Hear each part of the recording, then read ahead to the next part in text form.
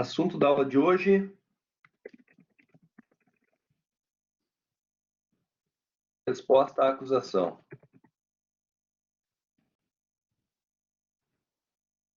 O nosso assunto é falar a respeito de ou da resposta à acusação. Pessoal, um conceito, se a gente fosse elaborar um conceito a respeito da resposta à acusação, a gente poderia falar que é a primeira peça de defesa.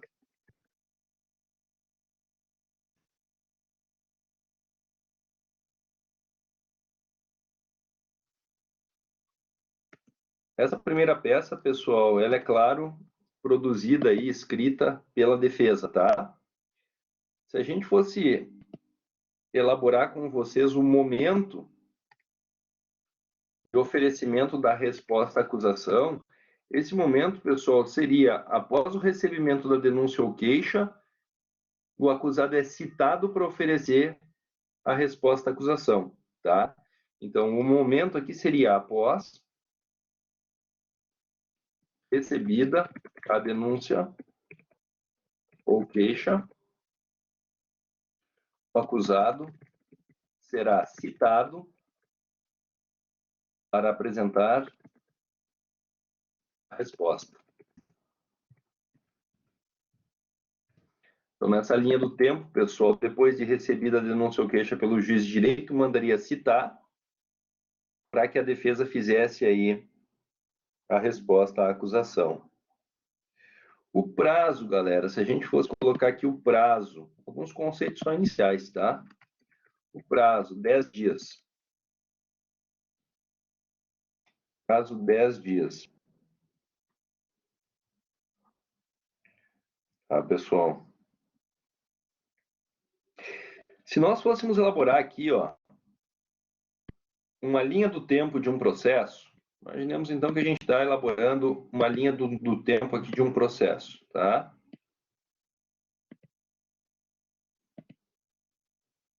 Então aqui a gente vai elaborar uma linha do tempo progressiva aqui. O primeiro ato, pessoal, que dá início ao processo é o oferecimento da denúncia ou queixa.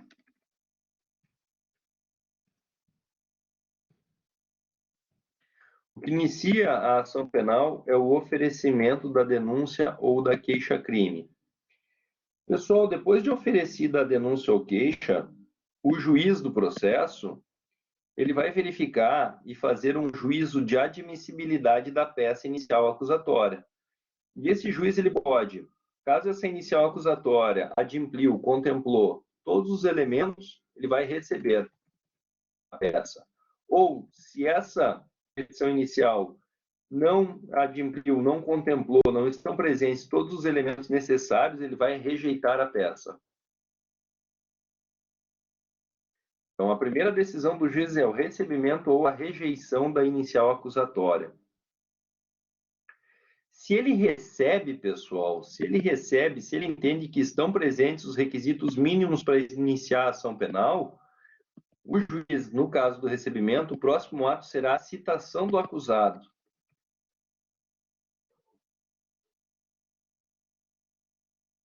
E ele é citado para quê, pessoal? Para oferecer, no prazo de 10 dias, a resposta à acusação. Resposta à acusação.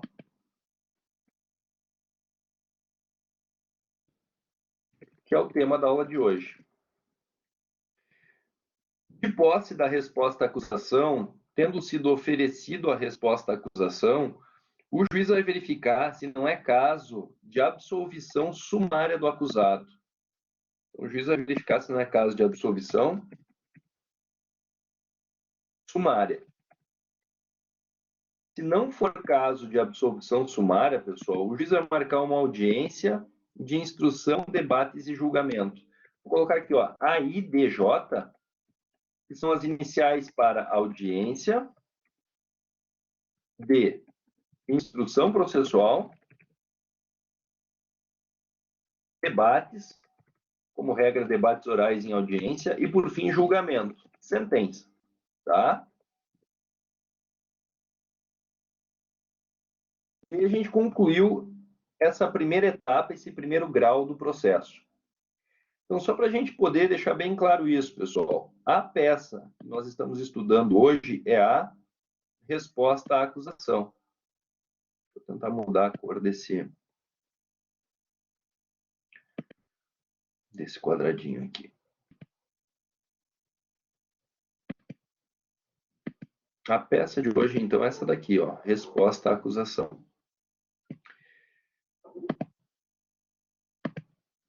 Se a gente fosse complementar aqui com os artigos do código, pessoal, por exemplo, em um rito ordinário, a gente teria aqui que o recebimento ou rejeição da peça tem previsão no 395 do CPP.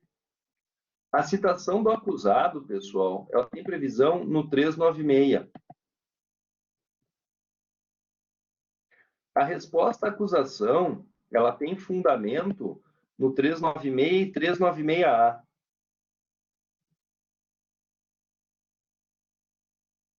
Também do CPP. A absolvição sumária, a gente pode colocar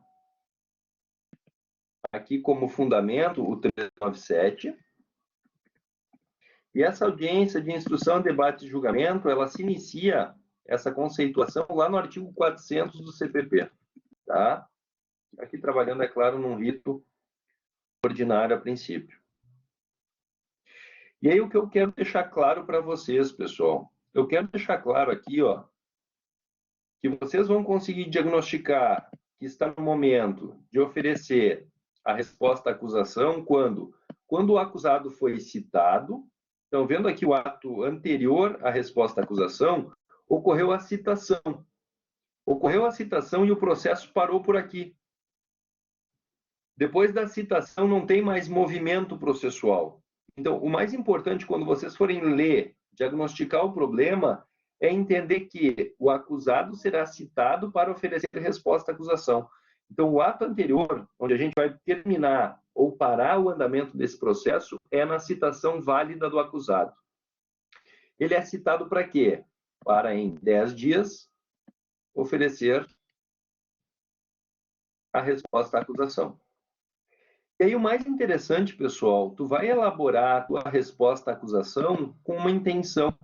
Tu vai elaborar a tua resposta à acusação com a intenção de obter a absolvição sumária do acusado, com fundamento no 397. Então, o mais interessante é que quando tu olha o 397 ele vai fundamentar o que tu vai poder pedir na tua resposta à acusação. Então, esse quadro, essa linha do tempo é interessante para quê? Para que tu sinalize aonde que está essa peça prático-processual no processo. Foi feita a citação do acusado e o processo não teve mais movimento. Ora, se foi feita a citação, ele é citado para oferecer resposta à acusação. E, na resposta à acusação, tu vai objetivar, tu vai ter como objetivo, tu vai ter como pedido principal uma tese de absolvição ou várias teses de absolvição sumária do acusado. Isso é interessante vocês lembrarem isso. Eu vou obter minhas teses de mérito, como regra, lá no 397. E aqui, pessoal, eu chamo bastante atenção também a um artigo lá do Código de Processo Penal que tem o fundamento da resposta à acusação, mas lá no âmbito do tribunal do júri. E aí eu chamo a atenção aqui, colocaria até, talvez com uma corzinha diferente, essa informação para vocês. Colocaria aqui, vou colocar ela em azul aqui, ó. Fundamento processual da peça. Se eu estou, pessoal, no rito ordinário, se eu estou no rito sumário, o meu fundamento da peça é o artigo 396. Então, 396,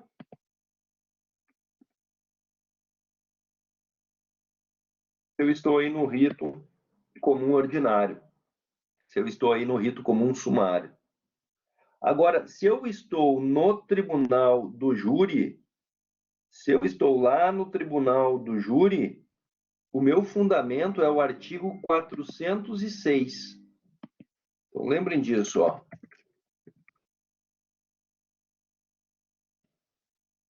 Tribunal do júri, por ser um procedimento especial, eu vou ter que olhar lá no 406 e fundamentar esta resposta à acusação no 406. Tá? Então, essas são as informações, pessoal, iniciais que eu quero que vocês tenham. Um conceito, que é a primeira manifestação da defesa. E, além disso, pessoal, a resposta à acusação ela é obrigatória, tá? Ela é obrigatória, ou seja, não existe processo penal sem resposta à acusação. Se você foi citado e nos 10 dias não ofereceu resposta à acusação, o juiz não vai poder continuar com o processo. Ele vai ter que encaminhar esses autos para a Defensoria Pública, para que a Defensoria Pública faça a tua resposta à acusação e pode ele declarar a revelia do réu, do acusado. Só que a revelia aqui no processo penal, ela apenas e tão somente vai gerar a não necessidade de intimar o acusado de forma presencial para os outros atos do processo. Então, a revelia aqui, ela não presume os fatos da inicial como verdadeiros. Não, não. Aqui o ônus da prova continua sendo da acusação. A revelia aqui, pessoal, apenas é para os próximos atos do processo, eu não vou intimar mais o acusado citado de forma regular e que não compareceu no processo. Eu não vou mais aí, pessoal, intimar ele pessoalmente. Então, lembrem, resposta à acusação é uma peça obrigatória, tá? Obrigatória. Sob pena de, se não for oferecida, gerar nulidade, e essa nulidade, ela é uma nulidade absoluta. Lembrem disso.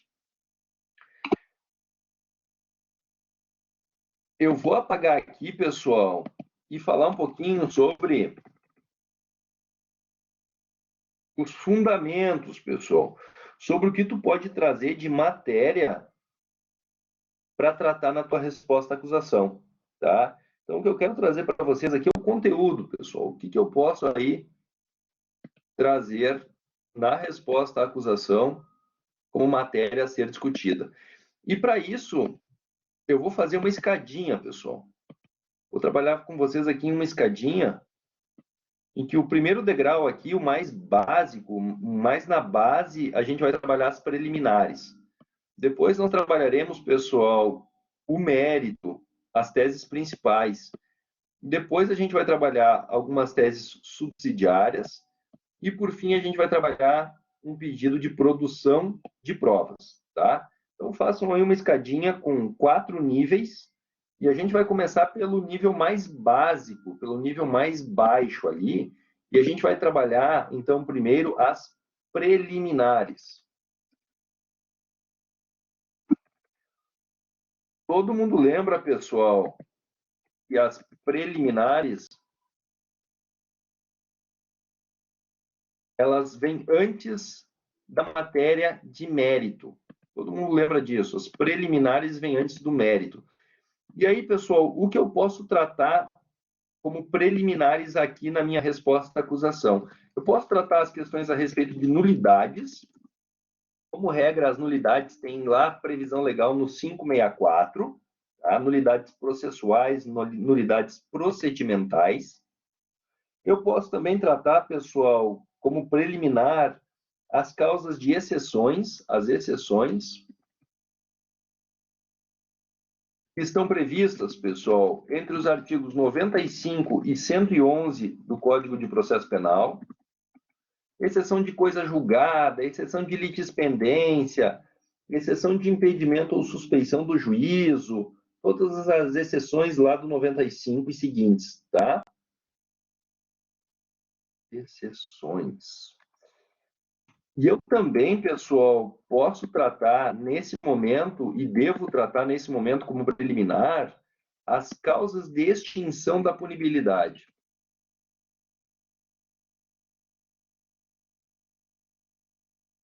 Lembrem sempre, pessoal, de verificar se não ocorreu, por exemplo, as duas principais causas de extinção da punibilidade, que são prescrição e decadência.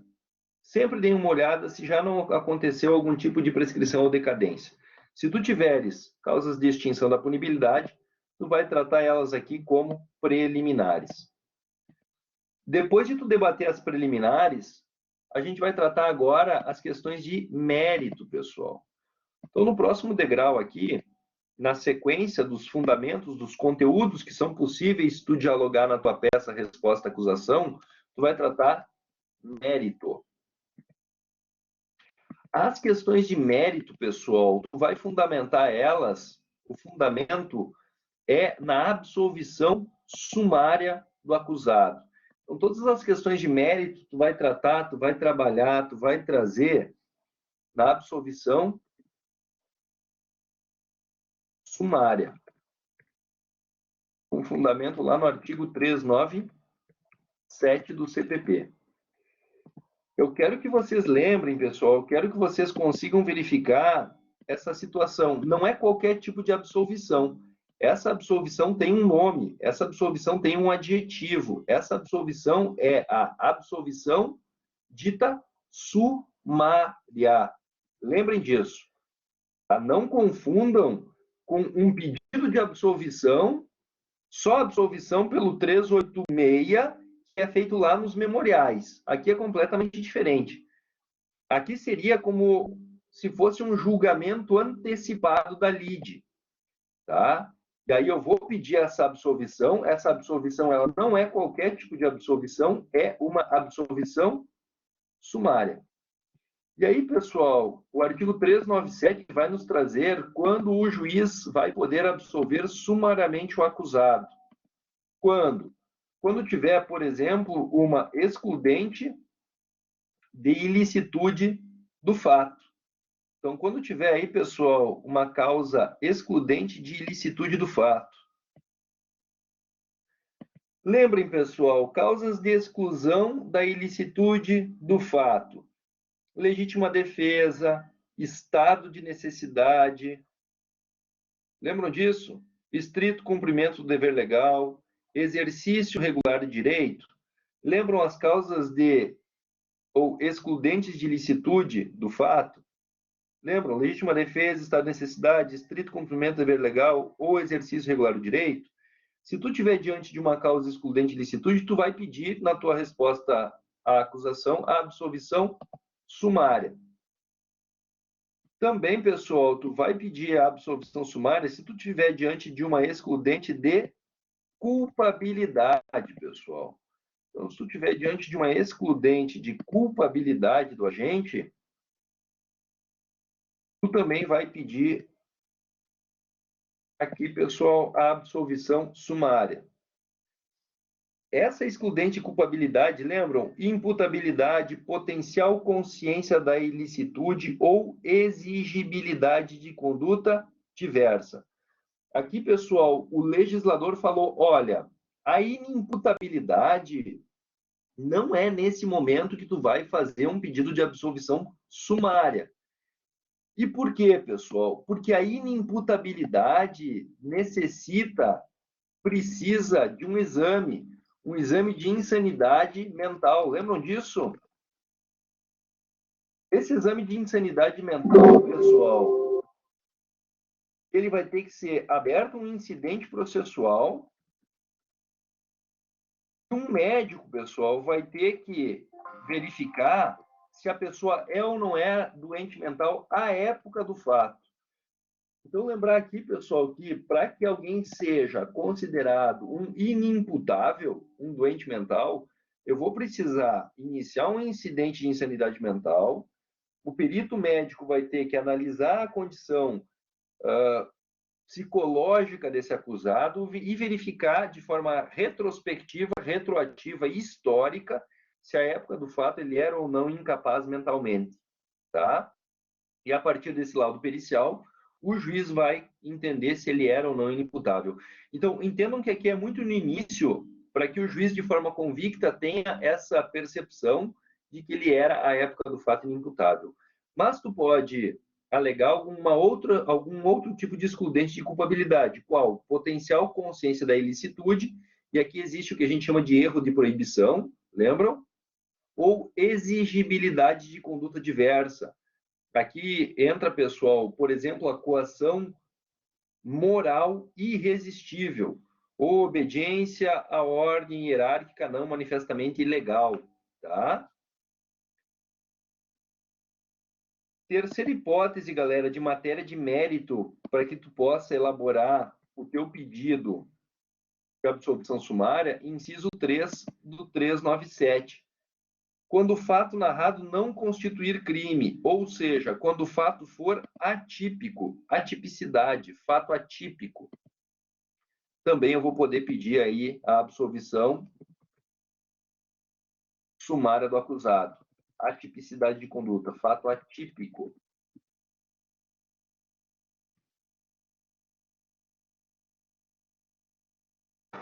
Diante de tu estares, diante de tu estar em um fato atípico, tu vai pedir também a absolvição sumária. E por fim, galera, o legislador entendeu também que seria caso de absolvição sumária o inciso 4, se tiver extinta a punibilidade do agente. Então, o legislador colocou como o inciso 4 a possibilidade de tu pedir a absolvição do agente se tiver extinta a punibilidade. Então, em matéria de mérito, pessoal, tu vai fundamentar na resposta à acusação a absolvição sumária com base em alguma excludente de ilicitude do crime, alguma excludente de culpabilidade ou que o fato narrado não constitui crime, fato atípico. Galera, se vocês forem perceber, e eu imagino que vocês já perceberam, tá? Se vocês forem observar, ó, esses elementos, pessoal, incisos 1, 2 e 3 aqui, ó, eles fazem referência a quê? Lembram da teoria do crime, teoria finalista? Tripartida ou bipartida? Para essa teoria, pessoal, crime é o quê? Lembram qual o conceito para a teoria finalista de crime? Crime é fato típico, antijurídico e culpável. Lembram disso? Crime é fato típico, antijurídico e culpável. Para a teoria finalista, fato típico,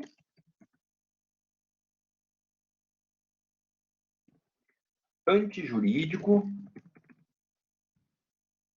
ou ilícito. E o último dos elementos é o culpável ou a culpabilidade.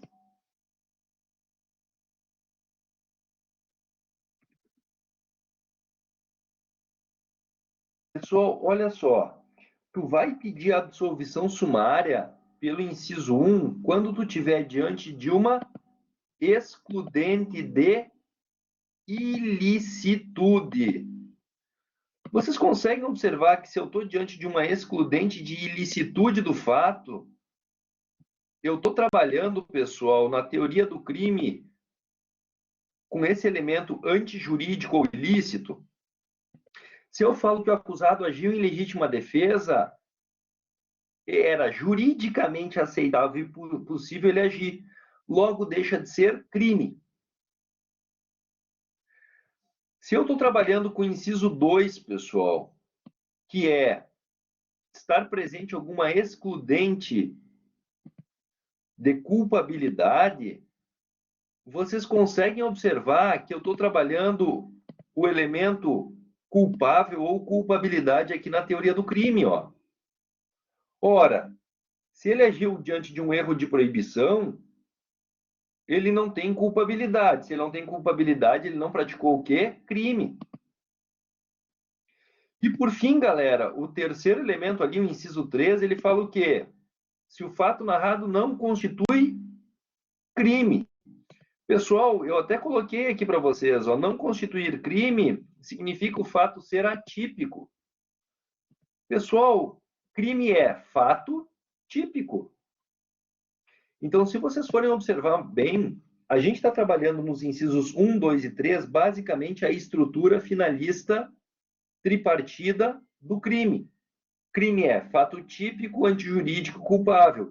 Se eu tenho qualquer um desses elementos que deixa de ser crime, que deixa de ser valorado criminalmente essa conduta, eu não posso processar criminalmente alguém, porque ele não praticou crime.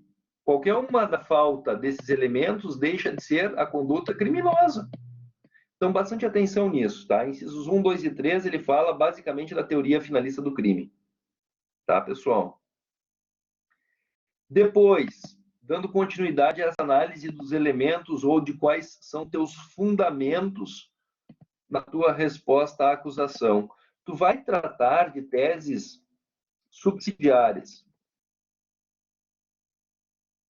No próximo elemento aqui, ó, depois de trabalhar o mérito que vai levar à absolvição sumária, tu vai tratar de teses subsidiárias.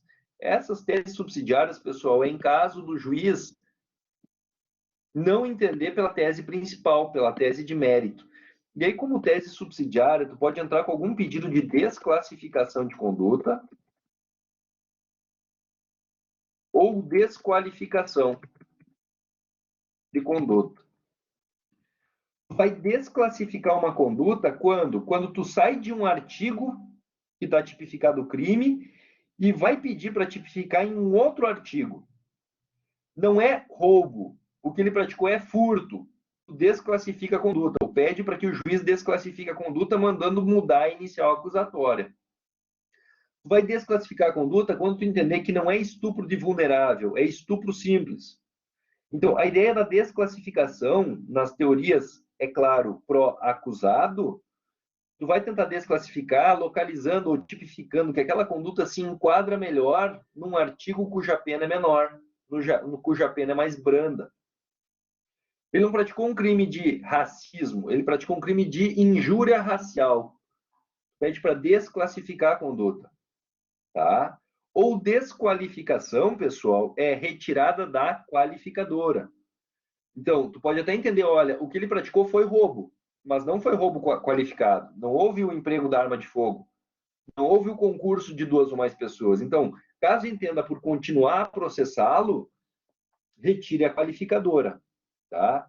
Então, entendam isso, pessoal. Nessas teses subsidiárias, elas não são tão boas quanto a tese, é claro, de absolvição sumária, mas vai fazer com que o acusado, em caso de manter o a ação penal, ele responda por um crime cuja pena é mais leve, mais branda, menor.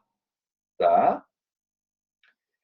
E por fim, galera, como último dos elementos aqui, ó, tu vai pedir o quê? Tu vai pedir produção de provas. Então, no último dos elementos analisados aqui, o que tu vai pedir, pessoal? Tu vai pedir, se tudo der errado, produção de provas. E essa produção de provas, pessoal, pode se dar, por exemplo, na intimação para oitiva de testemunhas. Então, nesse momento, tu vai arrolar as testemunhas. Então, nesse momento, também tu vai poder pedir para que as testemunhas sejam intimadas para que prestem em data futura aí o seu depoimento. Tu vai poder, pessoal, requerer diligências que entenda necessário para elucidação e comprovação da inocência do acusado.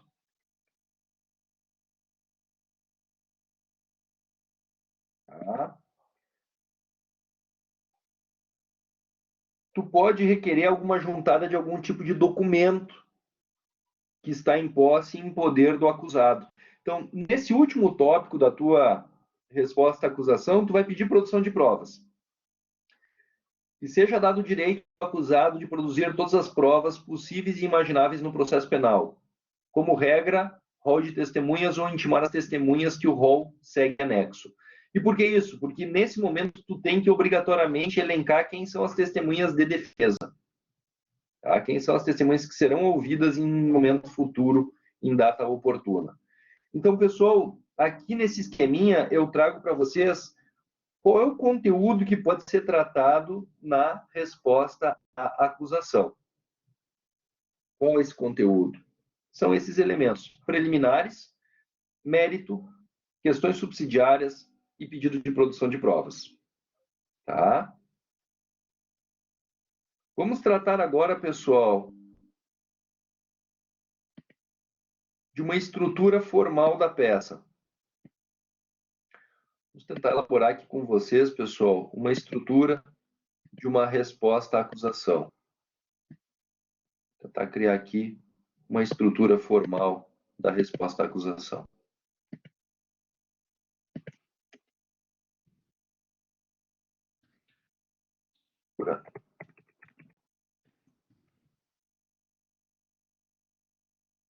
Formal, resposta à acusação.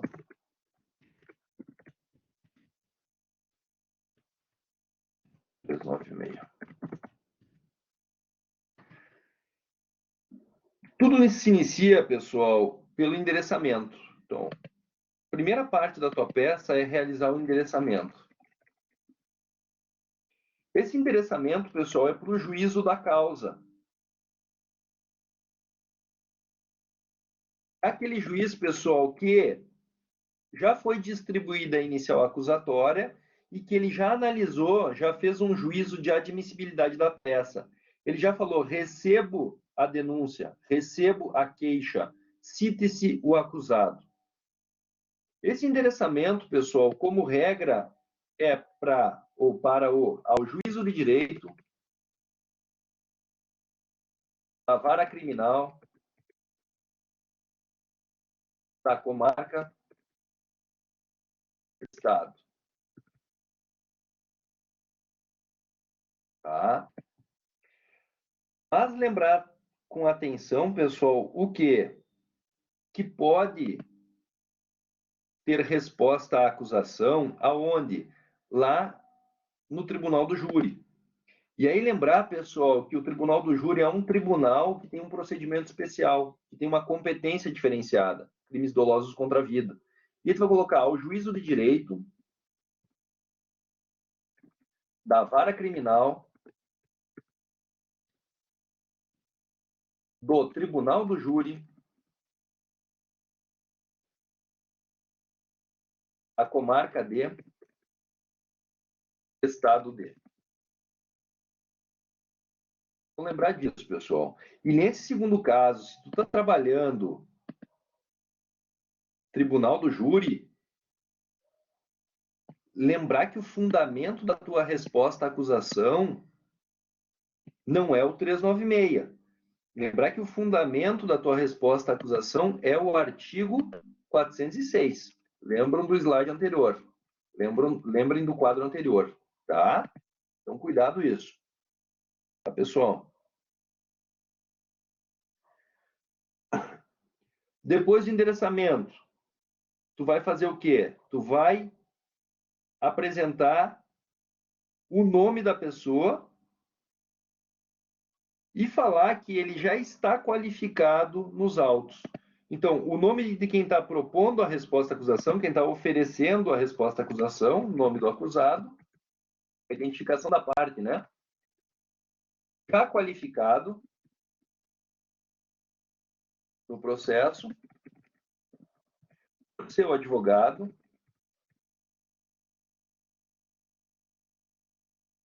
com fundamento no artigo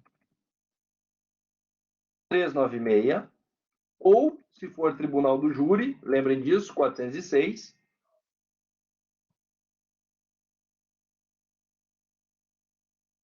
apresentar o quê? Resposta à acusação.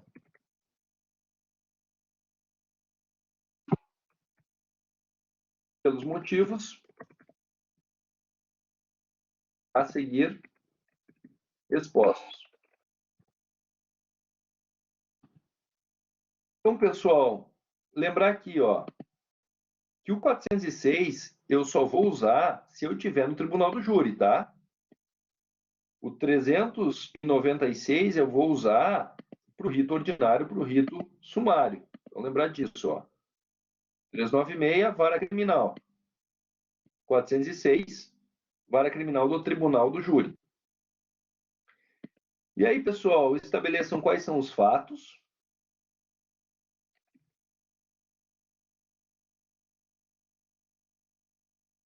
Contem a historinha, escrevam aí o que aconteceu. Depois, do direito. Dentro do direito, primeiro tópico, fazer, elencar as preliminares. Depois das preliminares, pessoal, tu vai tratar as questões de mérito. Lembrando do quadro anterior, as preliminares fazem respeito a quê?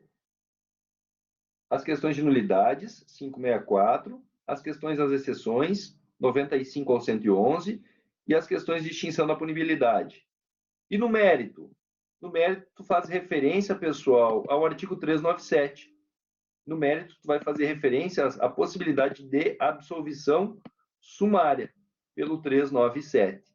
Então, lembrar, no mérito, tu vai estar trabalhando aqui, pessoal, as questões de absolvição sumária. Um fundamento lá no 397. Tá? E, por fim,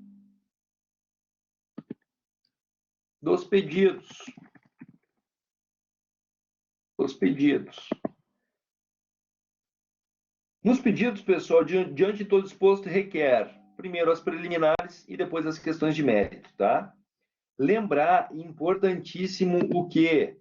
O rol de testemunhas, pessoal. Nesse momento, tu tem que trazer aqui o rol de testemunhas, tá?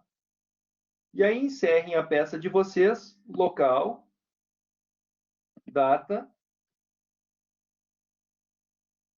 e, por fim, a assinatura do advogado. Tá? Então, lembrem aqui, pessoal, de trabalhar ao final aí a assinatura também do advogado. Deixa eu tentar colocar para cima aqui esse material para que eu possa encerrar com a assinatura do advogado, que é necessária, é essencial.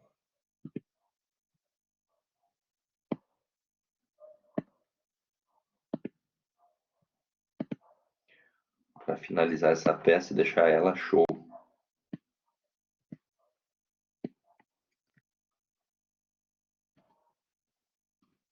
Local, data e a assinatura do advogado. Pronto. Aqui, pessoal, basicamente uma estrutura formal, como tu vai produzir essa resposta à acusação. Essa é a aula, pessoal. Essa é a aula de hoje.